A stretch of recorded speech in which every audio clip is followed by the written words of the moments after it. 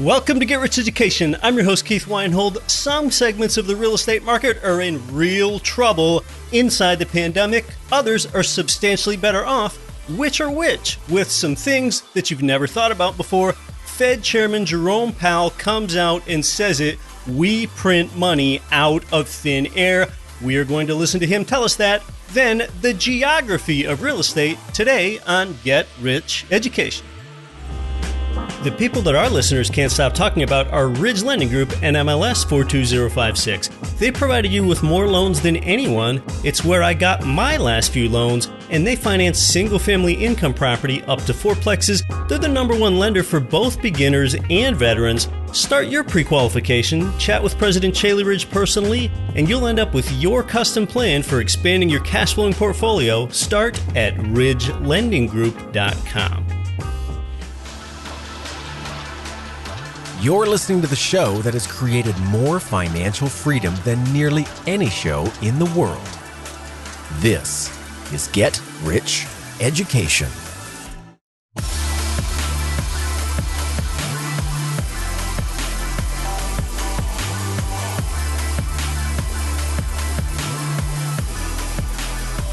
Welcome to GRE, from Plainfield, New Jersey to Plano, Texas, and across 188 nations worldwide. I'm Keith Weinhold. This is Get Rich Education. Let's get you up to date on how trends are affecting the real estate economy both today and in the future. And then later today, it'll be the geography of real estate. This dispersed and largely suburban real estate, which we focused on here from day one, is really poised to be uptrending in the pandemic. Let's talk about some areas in the real estate market that expect to be strained first. College real estate, especially real estate that's in these smallish outlying college towns, that could all be in deep and irreversible trouble. Now, normally during a recession, what happens is that college enrollment increases. This is typically good for college areas. And the reason that's historically true is that since people can't find steady work in a recession, then they go back to college or they just stay in college longer. But in a pandemic, now that dynamic has been thrown into question because in-person physical college classes often can't be held anymore. Well, classes have gone remote and digital. Now, college students are increasingly asking the question, who in the world would pay up to $20,000 a year or maybe even $50,000 a year for these courses that you can take online? You know, for a decade or more now, colleges have marketed themselves partially on, well, come to our college, sometimes a wildly overpriced college, but come to our college to get the college experience. Well, I've talked before about how the cost of a college education has gone up while the value of one has gone down. But my point is, how long can universities sell the college experience? You've got to get this in-person college experience. Now that college classes cannot be held in person, some colleges are saying, well, yeah, we're just kidding about all that college experience stuff. You could take the classes online. You never really had to do any of that stuff, like relocate over here and get help moving a half-size fridge into a dorm room and playing intramural kickball for your residence hall. Why pay tens of thousands for the college experience when you can take so many quality classes online at a low cost or free at places like masterclass.com's $15 a month or free at the Khan Academy? Sheesh, at a traditional university, one textbook, just the textbook alone, can cost $100 or $200 or more. Are you nuts? College real estate is in long-term trouble. Now, you might still need to go to college for some majors, and universities still do hold the accreditation card too. I'm not saying Harvard Business School is going to close its doors and there won't be an upcoming fall semester anymore. I'm not saying Wharton is going to be gone in 1 year. I'm saying we might have reached peak real-world college in the United States, if you can call it such a thing. People are increasingly questioning why go and then why rent a house or an apartment near a university for taking classes. People can do a lot of this from home. college real estate is in trouble. As we know, many types of commercial and retail real estate are in trouble. That's obvious, and I've talked about it before. Much of that was in trouble even before the COVID pandemic. Of course, office real estate is in trouble too. For decades, I think to a lot of people, their perception was that a company that doesn't have an office really isn't even a company. Well, now nearly every company has a more distributed workforce. Yeah, the word distributed is a more genteel way to say work from home. Yes, it's a distributed workforce. Jack Dorsey, Twitter CEO, was one of the first companies in the pandemic era to say that Twitter employees can work from home forever. A number of other companies have followed suit. Really, what makes commercial real estate more troubled are their lease structures. Commercial real estate leases often last 10 years. Well, how many companies do you think want to make 10-year decisions right now? What about medical? Medical is another area that's typically recession resistant, but not so much lately. You might think that medical's safe. You think about the virus and respirators and all that, but not so fast. Doctors know that the more profitable appointments are routine checkups. The more profitable procedures are often the elective ones. Well, routine checkups and elective procedures, they're exactly the types of appointments that have disappeared. They've been deferred. My friend Adam, he was actually the valedictorian of my high school class. He's an eye doctor in St. Louis, just one of my longtime friends since childhood. And Adam hasn't been doing any business and he hasn't been getting paid either. I recently wanted to have my teeth cleaned, just a routine appointment with my dentist. And they said that I can't have it done until I have a COVID test. So the easiest thing for me to do was just go ahead and postpone that appointment for a little while. My wife is a medical assistant, and they're talking about furloughs and layoffs at their clinic. In fact, the budget is getting so tight there in that hospital system that they've implemented new procedures so that the lights aren't kept on as long, and they've stopped providing complimentary coffee service in the lobby. So medical is not necessarily well off. And of course, medical offices are a component of commercial plazas. So commercial real estate is problem fraught on a number of levels. Even with some reopenings, more people are at home. So you want residential, and oftentimes you want B-class or even C-class housing. My scale goes all the way down to D. People that have their hours reduced and income impacted, they move down from nicer Class A homes, and those homes often didn't make sense for cash flow for you anyway. So with what we focus on here on the show, residential real estate, these 1 to 4 unit properties that are in lower cost parts of the nation have really been showing the recession resilience thus far. Let's keep some recession perspective with all this. Let's pull back for a moment, okay? In fact, since the Civil War, do you know how many recessions America has had? Yeah, we're talking since the 1860s, which is the last 160 years. Do you know how many recessions we've endured? Any idea? The answer is 33. Yes, we've had 33 recessions then in the last 160 years. Well, that's an average of one recession every 5 years. Recessions are common occurrences. GDP doesn't just keep growing unchecked. It feels kinda a little different this time because we came off an unprecedented 11-year run, an 11-year expansion. Yes, from 2009 until this year, 11 years, the longest economic expansion ever. Well, see, that was the unusual part. What was unusual was the length of the expansion. It's not that we're in a recession. Recessions are just a normal part of the business cycle. And you do know what happened in 3 of the last 5 recessions? Housing went up. Yes, residential again. Let's look at some other indicators. The Great Recession of 12 years ago, that was actually housing-centric. This recession is not. Back in 2008, some markets had 14, 16, even 18 months of available housing inventory. That symbolizes the excess supply that we had back then. Do you know what the phrase months of housing supply means, by the way? This is get rich education, not get rich talk over your head. What, for example, 18 months of housing supply means is that it would take 1.5 years to sell off all the inventory at the rate that transactions are taking place. Okay, that was back then. Well, today, nationally, we only have 6 months of available inventory, and that number is even smaller in these more entry-level starter homes that make the best rentals. And then making the number even smaller, we focus on the better markets here. So there's still that shortage of housing supply with what we're talking about.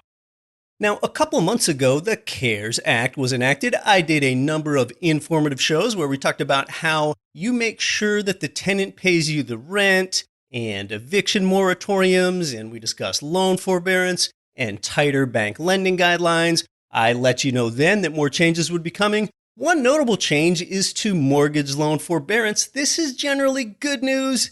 And gosh, this just goes to show you how the government will just keep finding ways to continue supporting you if you either provide housing to others or you own housing yourself that you live in. Again, what forbearance means is postponement of mortgage payments. It does not mean forgiveness. The bad news with declaring forbearance because you can't make your mortgage payments is that it can make it difficult for you to secure future loans.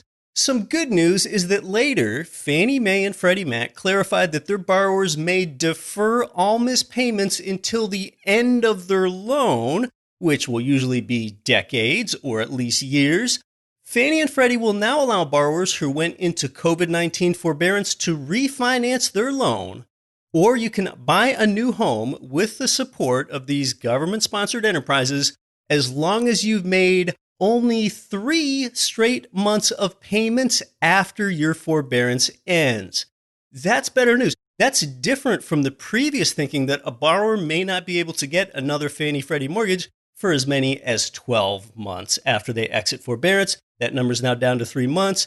They are some more recent positive tweaks to forbearance for those with real estate loans. Mortgage interest rates recently hit an all-time low again. Yeah, we're talking all-time lows. As long as Freddie Mac has been tracking them, which is since 1971, rates recently went below 3.1%. So here we are with rates between 3 and 3.1%, and that's often tax-deductible interest that you're paying there. That can mean your effective interest rate is as low as perhaps 2.5%. So you surely want to look at what you can refinance. But here's the interesting thing to keep in mind. Revisit those rent-to-value ratios of rental properties that you've either bought or the next ones that you're thinking about buying. Lower rent-to-value ratios make more sense now at these lower interest rates. If you were looking at a new construction property, which often have those higher purchase prices, it might have made your ratio of monthly rent income to overall purchase price as low as 0.75. But now go and revisit 0.75. See if it makes sense now with these low interest rates that you can lock in for 3 decades. Let's talk about federal interest rate policy then. You might know that in the last few weeks, Federal Reserve Chairman Jerome Powell went on the iconic news show 60 Minutes. He sat down with Scott Pelley and was asked about whether negative interest rates will be introduced to America. And then he was also asked if the Fed just basically makes it up and prints money out of nothing. Let's save you time here and take you to only the most interesting parts of the longer chat. Here's Fed Chair Jerome Powell on the prospect of introducing negative interest rates, which basically means that if you store money at the bank, you'd have to pay the bank to keep it there, which would incentivize you to instead borrow, spend, and help the economy. You'd rather do that than save. This is less than 2 minutes in length. Here's Jerome Powell.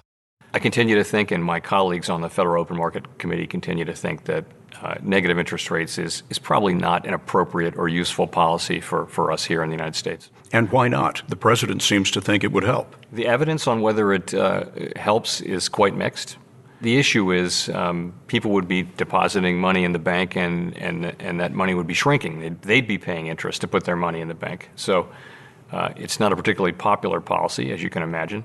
But in addition, it can also tend to depress the profitability of banks, which makes them likely to lend less, which weighs on economic growth. So I would just say it's not at all settled in in economic analysis that negative rates really add much value.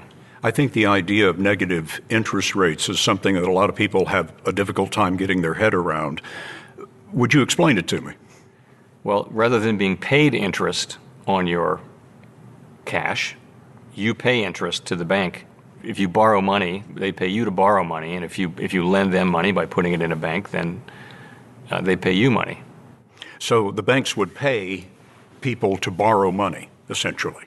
Yes. And that would conceivably cause more business and commerce to happen. It would, but this has been tried. We have negative policy rates in many countries around the world as a result of the financial crisis, and there's no clear finding that it actually does support economic activity on net, and it introduces distortions into the financial system, which I think offset that. So, there are plenty of people who think negative interest rates are a good policy, but we don't really think so at the Federal Reserve, and I think it's an area of real uncertainty in the central banking world. All right, so negative interest rates are not likely to be a type of stimulus introduced. Now, currency, what we call money, that should be tied to something of value, and increasingly they are not, as dollars are continually created and pumped out to paper over the unemployment and the other problems unique to this recession. One thing that you've got to give Powell credit for is at least he comes out and says this stuff, right? Remember in the past, former Fed Chair Alan Greenspan spoke in all these convoluted and confusing terms, such that you didn't really know what he was saying? Well, if there's one place I'll give Jay Powell credit, he gives it straight to us. Here in this clip of only about 30 seconds, courtesy of 60 Minutes via CBS News, you're about to hear something that you won't soon forget. Here it is. Fair to say you simply flooded the system with money. Yes, we did. That's another way to think about it. We did. Where does it come from? Do you just print it? We print it digitally. So we as a central bank, we have the ability to create money digitally, and we do that by buying treasury bills or bonds or other government guaranteed securities, and that actually increases the money supply. We also print actual currency, and we distribute that through the Federal Reserve banks. There it is. He basically told us that they create money out of thin air, and how they do it. They create money digitally and print currency. That really happened. From 49 years ago, when President Nixon took us off the gold standard in 1971, all the way to an admission from the Fed that it's money for nothing, money tied to nothing. So creating money, there it is. There's your future inflation. That's your cue to own real cash flowing, inflation advantaged assets. I have noticed a lot of blame toward the boomer generation for the massive debt bubble that young people are going to have to pay back. And I was a bit confounded when I hear this blame, considering the unpayable debt has been mounting during the years that many of these same young people have been voters. President Bush doubled the national debt from $5 trillion to $10 trillion. Obama doubled it again from $10 trillion to $20 trillion. And Trump is going to take it to $30 trillion just by next year. It'll probably be $40 trillion again in a few years. They're doubled again.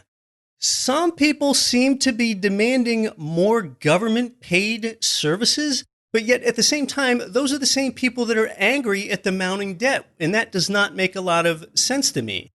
Unfortunately, the stimulus money that is being created is often paid back in the form of inflation. More money circulating tends to drive up those prices. Now, this is good if you own assets like real estate, and really not good for people renting or trying to pay for basic necessities and struggling to do it. Money printing deepens the divide between the wealthy and the poor, and it's happening right now. Right now, it's never been happening more than it has been lately. So as the divide deepens, you want to be on the right side of this. We're telling you how on this show all the time. Yes, there it is again, that inflation triple crown that you win as a real estate investor with that long-term fixed interest rate debt. We've talked about real estate segmented by use type today. Now, what about demographic segmentation with respect to urban, suburban, or rural? Well, you've probably heard of Redfin, the giant real estate brokerage. Its CEO, Glenn Kelman, recently made some remarks to CNBC about this potential exodus to people from inner cities moving out to more rural areas in order to increase social distancing. Now you've also had riots in many inner cities that make suburban living look more favorable as well. This is more than 3 minutes in length. Let's listen to Redfin CEO Glenn Kelman's recent remarks about a potential exodus from large, expensive cities to more affordable places. Is your forecast that the market will dramatically improve? Because that effectively is a bet on the consumer, is a bet on the economy, and a bet that this historically high unemployment rate will return to normal. Well, I think it's a tale of two economies right now. The people who have lost their jobs are not the ones looking for houses, but housing has in some ways become a luxury good in America. Most affluent Americans are the ones who own homes. Home ownership rates are down about 10% since the great financial crisis. So we're seeing the people who have money buying houses in force and the inventory just being very low. So there could be another shock to the economy. Everyone's worried that this coronavirus will come back in force. And if that happens, I think it'll really take its toll on the housing market. But for now, buyers are coming out of the woodwork, and sooner or later that will lure sellers into the market just because it's driving prices up. People are gaining confidence that they can put their home on the market and really sell. You look around the country, Glenn, and where do you see markets that are going to be in trouble and distressed potentially, and where do you see the opportunity? Yeah, well, I'm worried about the big cities. If you look, Americans who are working from home for the first time, 1 in 4 say they're not going back to the office. And half of those people say they're not going to pay the rent to live in New York, San Francisco, or even Seattle. So we expect there will be something close to an exodus from these really large cities where housing is so expensive to places like Charleston or Madison, Wisconsin, or Boise, Idaho, places where it's just more affordable and you can still walk around town a little bit. That's where the search traffic has already shifted on our website. If you look where people are searching on redfin.com, it is overwhelmingly in small towns. And that's even when the search traffic is coming from the big city. So that's what I'm most worried about, is that the big cities really have to get it in gear to make housing more affordable, or people are just going to go. You know, there have been so many dire predictions in the past regarding New York City specifically and the real estate market, Glenn, as you know. I mean, after 9/11, they thought that the real estate market there would be gone and nobody would want to live in New York City anymore. And then look where it went after that in terms of luxury building and the influx of residents. So, I mean, how confident are you that this sort of prediction is going to hold true this time around? What has changed that makes it more resonant? Well, I think 9/11 was this incredible event that made people question whether they wanted to live in a big city, but it wasn't as durable as what we're going through now. There was an affordability crisis for 5 years before this pandemic. And if you look at New York, it was losing people to Philly. Boston was losing people to Rhode Island and New Hampshire. Seattle was losing people to Portland and Austin, Texas. So the major cities were already losing people prior to the pandemic. And some of that was because of virtualization, where folks were telecommuting from other cities. And now I just think it's a really strong trend that people are going to stay at home in some cases. I can't wait to get back to the office. Not everyone's going to do that. And I love cities. I live in the center of a city. I love New York too. So I don't want to bet against those cities in some permanent way, but I do think that the search traffic and the long-term trend are both pointing in the same direction, which is outside of town. Yeah, this migration is something that I mentioned on the show a while ago. I don't think that there will be an exodus, if I had to guess. The word exodus means mass migration, and some media sources like using that word because it gets attention. But the migration trend from urban to suburban does portend well for a lot of these single-family homes that are out in an MSA's periphery, away from the central business districts. I think that's a more general trend. Exodus is a bit much. So this suburban dispersed real estate, they are many of the same properties that you'll find where I buy my own income properties myself. That is at greturnkey.com. In summary, I think that these trends and the work from home trend will help decentralize these superstar cities, but not to as great of a degree as some people are predicting. I think what's more obvious is that the tech titans, they're going to emerge from the crisis stronger. We're talking about Amazon, Facebook, Google, Microsoft, Apple, Netflix, and so on, because they have platforms that remotely connect people. Automation, which had already been on the increase, is going to surge, and this could impoverish young people that were food servers and that were cashiers. And that's where this widening divide that I mentioned earlier could manifest itself. That's what I'm talking about. Those people don't have the wherewithal to grab any substantial amount of real assets with a good loan like you can and like hopefully you are. Now, in the pandemic, some landlords and property owners have been enjoying the fruit of basically having government subsidized housing payments. Yeah, when you think about how tenants got the $1,200 stimulus checks and unemployment compensation that is even greater than what they were paid if they were at work, well, landlords that have Section 8 tenants, they've been getting these government subsidized housing payments for years or even for decades. So coming up on the show in the next few weeks, we're going to look at the pros and cons of this government subsidized Section 8 housing. Also, I'm going to do an episode down the road on, now, why exactly is money a taboo topic? Like, how did this all get started where everyone is so secretive about how much money they make?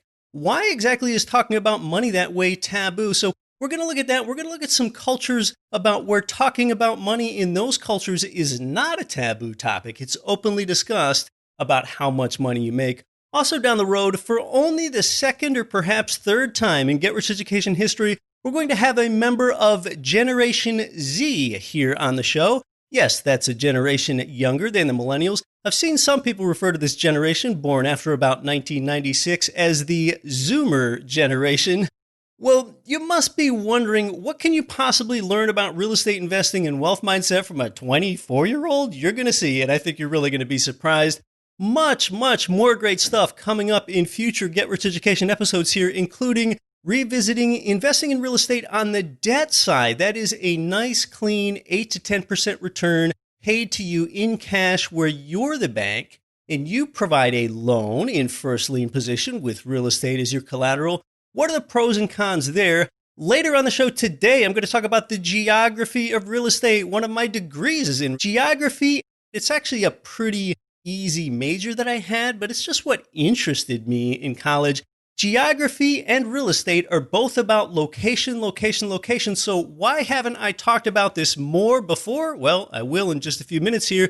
If you're going to be involved in real estate anyway yourself as an investor, please consider doing business with our show sponsors this week. There's Audible audiobooks and Ridge Lending Group of Portland, Oregon, and JWB Real Estate Capital in Jacksonville, Florida, and the EQRP company based in the Phoenix, Arizona area.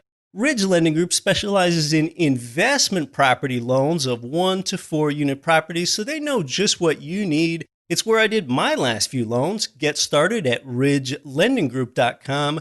The EQRP company helps give you access to your retirement funds so you really can use them for real estate and other real assets. To learn more, just text QRP in all capital letters to 72,000. I'm coming back with the geography of real estate here on Get Rich Education. NewConstructionTurnkey.com. That's where you can get investor advantage new construction turnkey property in Northeast Florida. Here's more on them. Property investors can get killed with maintenance costs. That's less likely when you buy brand new construction. Let me tell you about JWB Real Estate Capital in bustling Jacksonville, Florida. They pioneered the build-to-rent model where you can invest in new construction, turnkey rental property. That's why JWB was featured on the front page of the Wall Street Journal. To learn more and see inventory, start now at newconstructionturnkey.com. Finally, with Total Control Financial, get checkbook control of your existing 401k and IRA funds to invest in real estate. Yes, you can move your retirement money into your own checking account, but you must avoid the little-known tax that you'll get hammered with in a self-directed IRA. Instead, start your QRP. Learn more and get your free copy of the QRP book by text messaging QRP in all capital letters to 72,000. This is author Kristen Tate. Listen to Get Rich Education with Keith Weinhold and don't quit your daydream.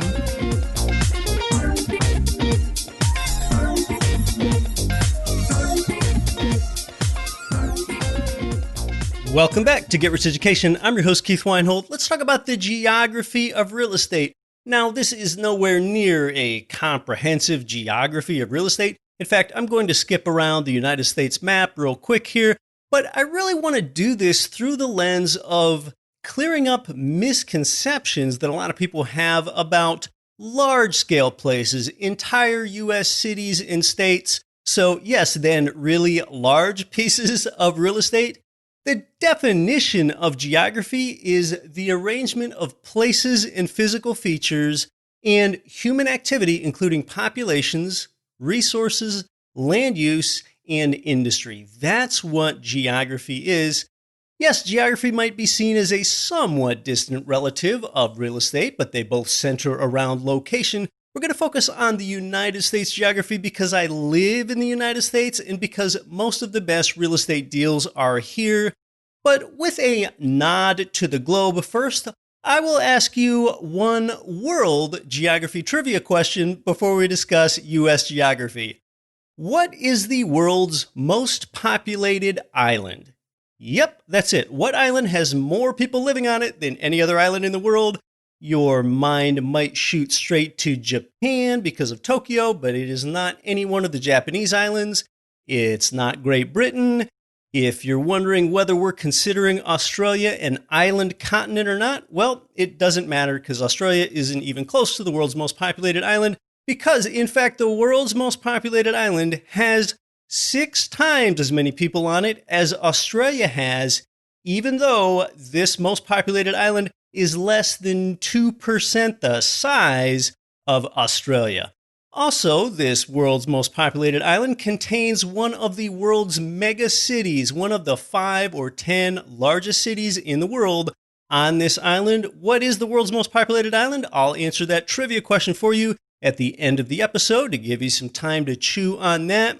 Here in the United States, some wonder, now just why is the West Coast warmer than the East Coast? Why in the world, for example, does Seattle rarely get snow, although the state of Maine at the same latitude gets lots of snow and ice and cold? Well, that is due to wind patterns and ocean currents. Water in the oceans warms and cools more slowly than land does, so the temperature of water kind of stays in the middle. Land heats up and cools off quickly, closer to extremes.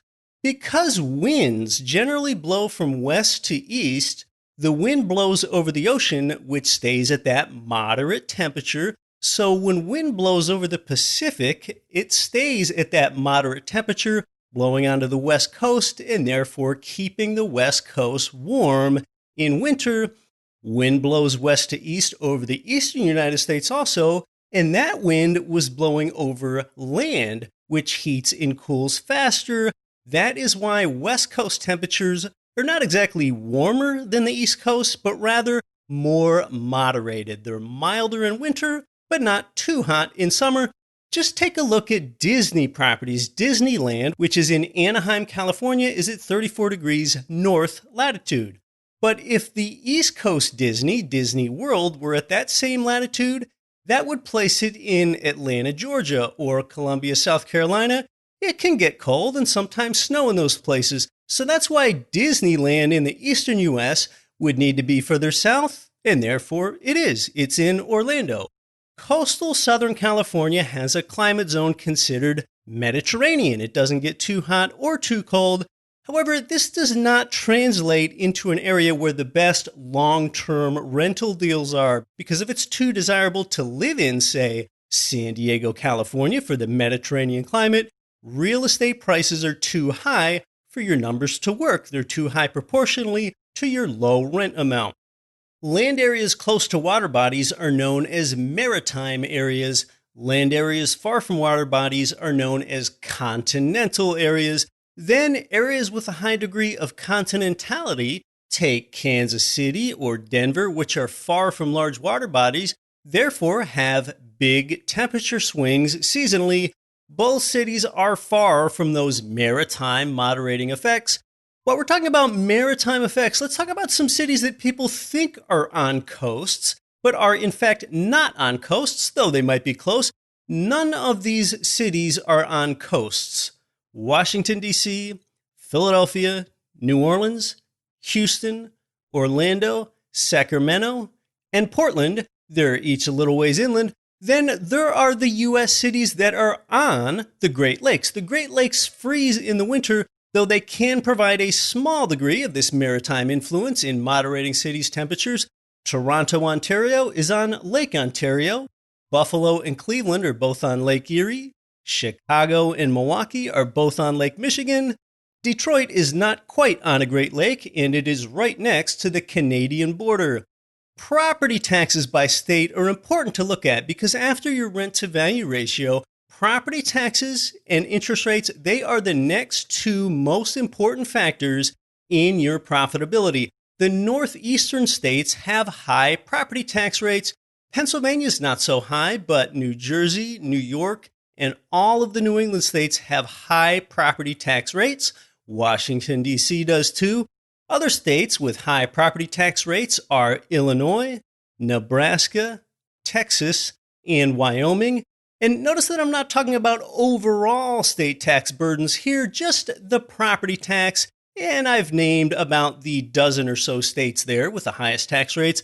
I won't talk about the parts of the nation that have rent control because I believe I discussed that on our rent control episode. If you want to listen to that, just go to, what you do is go to getricheducation.com, use the search tool in the upper right, search rent control, and that will take you to the episode, which is number 192.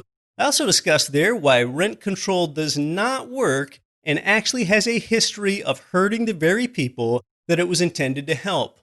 Now, when we look at the geography of New York City, the 5 boroughs by population are Brooklyn, that is the most populous borough with about 2.6 million people.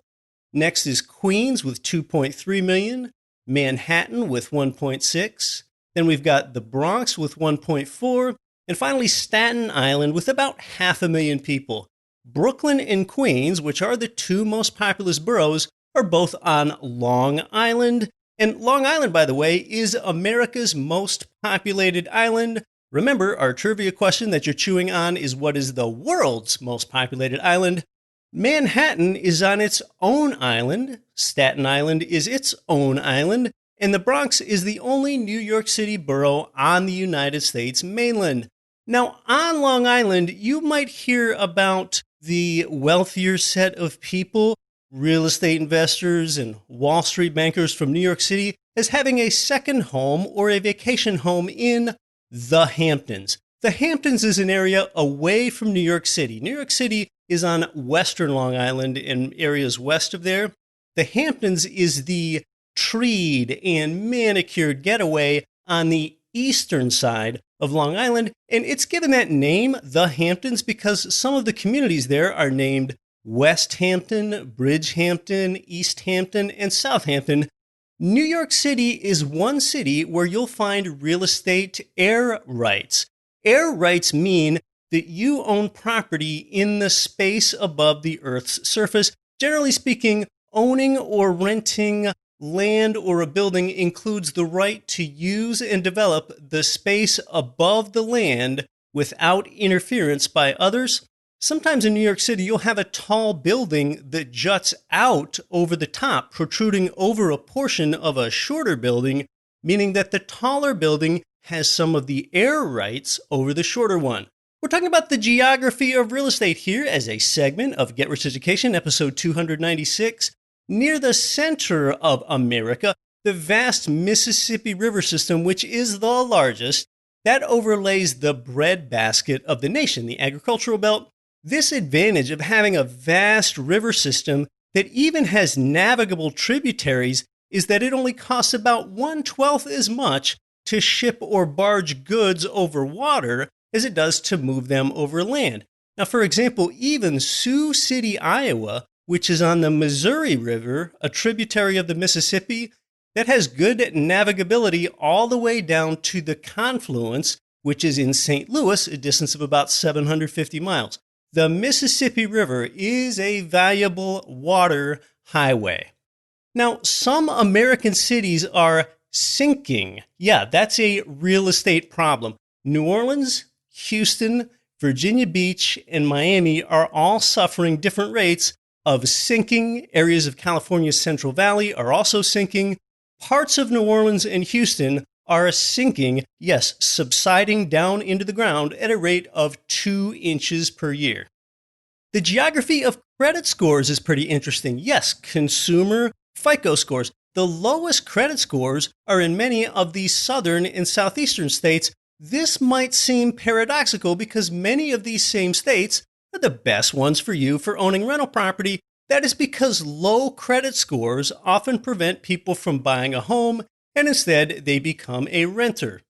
Texas is America's second largest state by area. It makes a lot of people think of cowboys. Maybe that's why people forget that Texas has a coastline and beaches. It is on the Gulf of Mexico, after all. Houston is near that area. Houston is not an arid place. In fact, Houston is pretty close to the western extent of bayou country.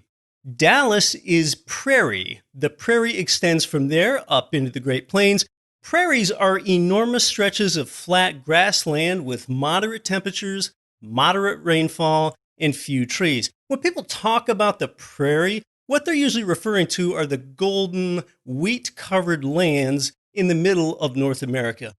Utah and Nevada are two states that a lot of geographers consider unusual American places. They're both climatologically arid. Utah has a high birth rate as a function of the Mormon population. Mormons often identify with the faith as LDS. You'll hear them say that they are LDS. That stands for Latter-day Saint. Nevada is an even more arid state where all of the waterways, the few that there are, flow inland, not out of the state. California is a giant economy on its own. Most people think of beautiful beaches and coast, and it does have those things. But the highest mountain in all of the 48 contiguous states is not in the Rocky Mountains. It's in California's Sierra Nevada. It's 14,500 foot Mount Whitney. I climbed to the summit of Mount Whitney with my dad and brother in 2007, by the way. To call that mountain range the Sierra Nevada Mountain Range is redundant. That is because Sierra, a Spanish name, means mountain range. That's why they're simply called the Sierra Nevada. California produces a ton of agriculture in its Central Valley. From a cap rate perspective, California is one of the worst states to invest in real estate that I can think of. Add on to that a landlord-tenant law that favors tenants over owners, including it taking many months to evict a non-paying tenant, plus earthquakes make California really undesirable that way. But of course, you can find opportunity anywhere, even in California. In general, with the way that it works with insurance, you would rather make a hurricane claim in Florida than an earthquake claim in California. The Pacific Northwest is one part of the country that has a low population. You might forget this because Seattle tends to make the news since some high-profile companies are there, like Amazon and Starbucks. Seattle does have high real estate prices because it's confined to a geographic isthmus, but the entire state of Washington, the whole state, only has 7.5 million people, and the entire state of Oregon only has 4 million people. Well, the Philadelphia metro area alone, one city with its suburbs, has over 6 million people. By comparison, you think about fir trees in Washington and Oregon, but the central parts of those states, like around Yakima, Washington, are quite agricultural, and parts of eastern Washington and Oregon are deserts. Arizona was the 48th state admitted to the Union, But there really are a lot of misconceptions about the 49th state, Alaska, and the 50th state, Hawaii, which each achieved statehood in 1959. Alaska is by far the largest U.S. state by area. In fact, if you cut Alaska in half, both halves would be larger than Texas, and then Texas would only be the third largest state. One misconception is that many people think that there are 48 continental U.S. states. That is not true. There are 48 contiguous U.S. states. You might see the word coterminous rather than contiguous, but either way, both of these terms just mean that they're the states whose borders touch each other. There are, in fact, 49 continental U.S. states. This is because Alaska is on the continent along with the other 48. So Hawaii is the only non-continental state in existence. Alaska only has 730,000 people. Yes, less than a million in its vast area. That's just one person per square mile. It has some really remote areas. In fact, Alaska's capital of Juneau is a place that no one has ever driven to because you can't drive there. That's right, here in the 2020s decade, there is a state capital in a highly developed nation that has no road access. You must either fly or take a boat to Juneau. Hawaii, the last state admitted to the Union, has about 1.5 million people. It's one of my favorite places to visit. I think the greatest misconception about Hawaii is that Honolulu is on the Big Island. That is not true. Honolulu is on the Hawaiian island of Oahu. The Big Island has a smaller population and has the most active volcanoes, and the Big Island is where you're going to find the places like Kona and Hilo. Well, that's just a quick overview of the geography of real estate, and I really focused on clearing up some misconceptions. Of course, that's probably less than 1% of the things that I could talk about, but much of this is like a distant relative to real estate, so I don't discuss it that often. But if you like that kind of material and you want more, the best thing you can do is go to GetRichEducation.com, use the search tool in the upper right, and search Zion, Zeihan. As Peter Zion and I had a number of those geography chats on previous episodes here, and it was geography through a lens of what might be a good place to invest in real estate. Back to our geography trivia question. What is the most populated island in the world? The answer to that question is Java, with a population of almost 150 million people. Yeah, Java is easily the world's most populated island. So, of course, the megacity on the island that I referred to earlier is Jakarta, which some believe could be one of the world's 5 biggest cities today. Jakarta is the capital of the world's 4th largest nation. Of course, this is Indonesia. We discussed sinking cities earlier. Jakarta is sinking fast. In fact, the small Indonesian island of Java has more inhabitants than all of Russia, which is the largest nation in the world by area. Java has more people than Russia. That's something that probably surprises you. And yes, I didn't read that anywhere. I just know this stuff because I like geography and maps and globes and traveling. But in all my travels, I've really found that one of the best places to invest in real estate is here in the United States, and that is in the state of Florida.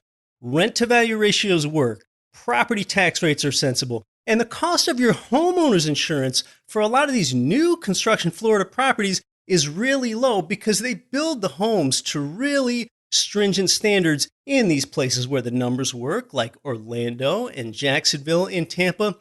Your homeowner's insurance is often less than $500 on these new construction single-family homes, sometimes less than $400 per year for the property insurance on some of these. Now, interestingly, something new is our Tampa provider recently began adding new construction homes to their turnkey property where they had only done rehabs on existing previously. That's a new development at GRE Turnkey. Tampa now has new construction, so it could be a good time to tie up new construction Florida property. You've got these historically low interest rates, so the lower rent-to-value ratios now work, and you've got the ultra-low property insurance in Florida for new builds. I've done more buying in Florida myself these past few years than anywhere else, so Go to greturnkey.com and connect with our providers in Orlando, Jacksonville, and now Tampa for new construction property. All three have new construction. I'm Keith Weinhold, and I'll be back next week to help you build your wealth. Don't quit your daydream. Nothing on this show should be considered specific, personal, or professional advice. Please consult an appropriate tax, legal, real estate, financial, or business professional for individualized advice. Opinions of guests are their own. Information is not guaranteed. All investment strategies have the potential for profit or loss. The host is operating on behalf of Get Rich Education, LLC exclusively.